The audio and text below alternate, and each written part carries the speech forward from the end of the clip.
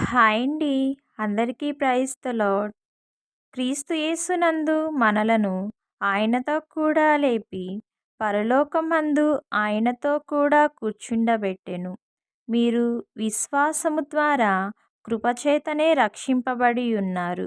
ఇది మీ వలన కలిగినది కాదు, దేవుని వరమే.